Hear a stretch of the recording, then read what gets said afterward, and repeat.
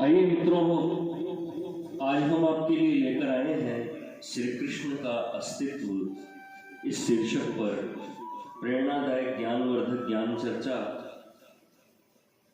अगर आपने हमारे चैनल को सब्सक्राइब और वीडियो को लाइक नहीं किया है तो आपसे निवेदन है, कृपया चैनल को सब्सक्राइब और वीडियो को लाइक अवश्य करें।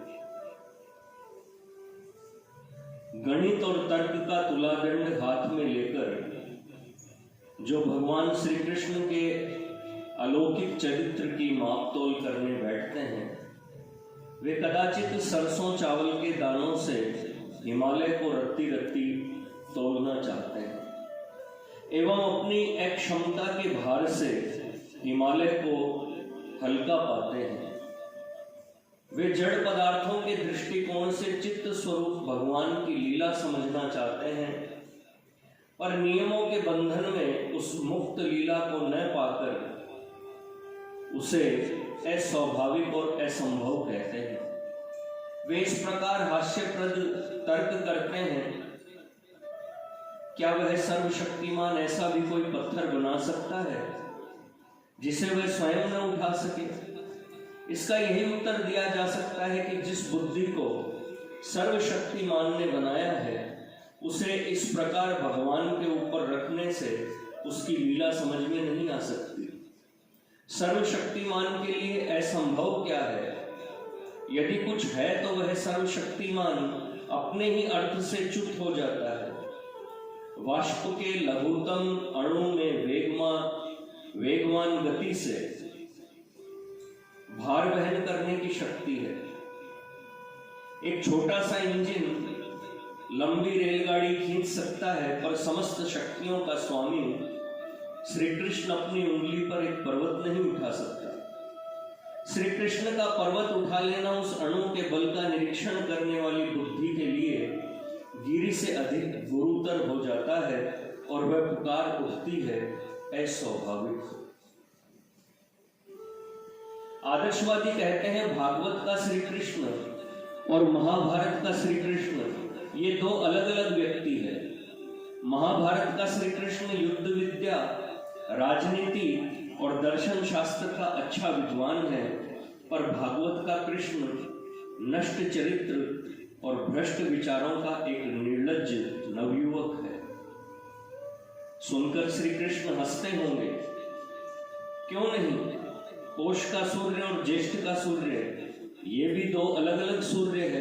पोष का सूर्य तो कोमल और कांत है, और ज्येष्ठ का सूर्य बड़ा ही प्रचंड और दुर्दांत है। इससे आगे बढ़कर कुछ इतिहासवेत्ता विद्वान कहते हैं महाभारत और भागवत इतिहास नहीं, महाकाव्य है। श्री कृष्ण कोई ऐतिहासिक पुरुष नहीं, वह कवियों की केवल एक कल्पना है। यह ठीक है, आजकल जिसे इतिहास कहते हैं भागवत और महाभारत वैसे इतिहास नहीं है।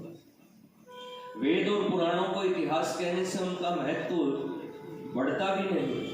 यद्यपि ये ग्रंथ इतिहास नहीं, तथापि ये किसी प्रकार अस्वीकार नहीं किया जा सकता कि इन ग्रंथों में कुछ भी इतिहास नहीं है, परंतु इसका उद्देश्य श्री कृष्ण को केवल ऐतिहासिक पुरुष सिद्ध करने से हल नहीं होता। यहाँ यह बतलाना है कि श्री कृष्ण नर रूप में परमेश्वर के पूर्ण अवतार हुए हैं। थोड़ी देर के लिए इन विद्वानों की बात मान लीजिए कि श्री कृष्ण केवल कल्पना है, कल्पना में भी सत्य प्रतिष्ठित होता है। ऐसी प्रभावशाली कल्पना सहस्रों वर्षों से करोड़ों हिंदुओं के हृदय में वज्रासन बनाए बैठी है। अनेकों राज्य पलट गए, विचारों और संस्कारों की अनेक क्रांतियां हुई, पर यह कल्पना आज भी सत्य के सिर सवार है। पश्चिमी विचारों से प्रभावित अनेक लोगों ने इसे हटाने के लिए बहुत जोर किया, पर यह कल्पना शिवजी के पुराने धनुष की भांति टस से मस नहीं हुई। साहित्य, संगीत और कला में सब जगह इसकी अमिट छाप लगी है। इतिहास जिसे मानना नहीं चाहता, साहित्य, संगीत और कला उसकी सच्चाई के साक्षी देते हैं। अब रहा धर्म, तो वह प्रत्येक सांस में उसी को सच्चा पुकारता है। आजकल के इतिहास की दृष्टि में जो श्री कृष्ण शतरंज के प्यादे की भांति एक लकड़ी का टुकड़ा भी नहीं, सिर्फ एक झूठा ख्याल है, उसके लिए धर्म कहता है वही सब कुछ है, वही सारी सच्चाई की जड़ है, वही केवल सत्य है। धर्म जिसकी ऐसी दुहाई देता है, उसे देखने के लिए अब एक बार फिर इतिहास के पास आइए। इतिहास में श्री कृष्ण के ऐतिहासिक पुरुष होने का यदि कोई प्रमाण नहीं है, तो न होने की भी कोई साक्षी नहीं है। इतिहास मौन है। अब जो विद्वान श्री कृष्ण का होना नहीं मानते, इतिहास उनका भी साथ नहीं देता। वह केवल मनमानी करते हैं। फिर जिस इतिहास में श्री कृष्ण का नाम ही नहीं है, उस इतिहास से श्री कृष्ण को जानना कानून की किताब से नाड़ी की चाल पहचानना है। श्री कृष्ण को जानने के लिए महाभारत और भागवत ही देखना होगा, वह इतिहास हो या न हो। अब इतिहास हटाकर जरा विश्वास के पटल खोल देखिए। वन वन योगी जन जिस मनमोहन की मोर मुकुटधारी मंजुल मूर्ति का ध्यान करते हैं, घर घर प्रत्येक प्रातःकाल जिसके नाम गुण कीर्तन से उज्जवल होता है और प्रत्येक संध्या जिसकी आरती से आलोकमयी होती है, उस नटवर वपुधारी श्री कृष्ण से अधिक मंगलमय सत्य और क्या है। प्रतिदिन नर नारी जिसके चरित्र का पाठ कर पवित्र होते हैं, वह केवल कल्पना कैसे है। कोटि कंठ से हिंदू महिलाएं पूछती हैं, जिसके जन्म समय का लग्न मुहूर्त तक हमको अभी की तरह याद है, वह क्या केवल एक कल्पना है। यदि वह कल्पना है तो देवकी के 8वें गर्भ से किसका जन्म हुआ। श्री कृष्ण को न मानने वाले पंडितों के पास इस सीधे सवाल का क्या प्रामाणिक उत्तर है। परमेश्वर को निराकार मानकर जो उसके साकार स्वरूप को नहीं मानते, वे परमेश्वर को आधा मानते हैं। तब वे निराकार भगवान से साकार सृष्टि का होना कैसे मानते हैं, एवं अपनी ही निराकार आत्मा का देह रूप से अस्तित्व कैसे मान सकते हैं। ऐसे लोग कहना चाहते हैं, निराकार ईश्वर साकार सृष्टि तो रच सकता है, पर स्वयं साकार नहीं हो सकता। परमेश्वर का निराकार अंश तो साकार हो सकता है, पर वह पूर्ण श्री कृष्ण नहीं हो सकता। श्री कृष्ण को कल्पना कहने वाले यदि अपने जन्म और जीवन को कल्पना नहीं मानते, तो उनके पास क्या सबूत है कि वे श्री कृष्ण को कल्पना कहें। कुछ लोग जो इतिहास के पृष्ठ से श्री कृष्ण का अस्तित्व नहीं मिटाते, और उनके चरित्र में जहाँ भगवत स्वरूप है, उसे रूपक, अलंकार और कविता कहकर उड़ा देना चाहते हैं। लौकिक व्यवहार पर ही सारा भार देकर वह श्री कृष्ण को श्री कृष्ण रहित बताते हैं। उनकी दृष्टि में बाल गोपाल का मिट्टी खा लेना बिल्कुल ठीक है, पर यशोदा के ताड़न पर उसका मुंह खोलना उनके रोंगटे खड़े कर देता है। वे पुकार उठते हैं, रूपक है। जहाँ तक श्री कृष्ण गाय चराते हैं वास्तविक है, पर गेंद के पीछे श्री कृष्ण का काली दह में कूद पड़ना उनके छक्के छुड़ा देता है। वे आंखें बंद कर कहते हैं, अलंकार है।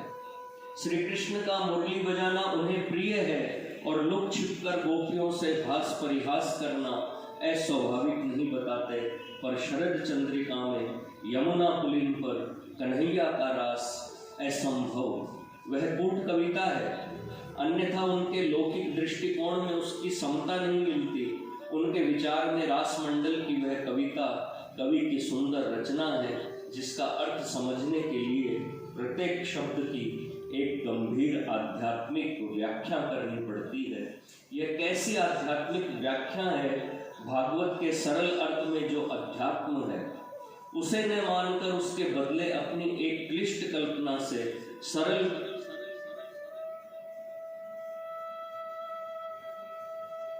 पाठकों को, श्रोताओं को भ्रम में डालना आध्यात्मिक व्याख्या है या अर्थ का अनर्थ। इससे भी अधिक विचित्र व्याख्या करने वाले कुछ ज्ञानी पंडित हैं, जो गीता को मानते हैं पर उसके गवैया गोविंद को कहते हैं वह कल्पना है। वह युद्ध मानकर युद्ध क्षेत्र नहीं मानते, वह ज्ञाता को ज्ञान समझते हैं और कर्ता को कर्म लेते हैं। कहीं योगेश्वर श्री कृष्ण से तात्पर्य है अनुभव सिद्ध शुद्ध ज्ञान, और अर्जुन से मतलब है तदनुसारिणी क्रिया। तो कहीं श्री कृष्ण का अर्थ है बुद्धि और अर्जुन के माने हैं मस्तिष्क।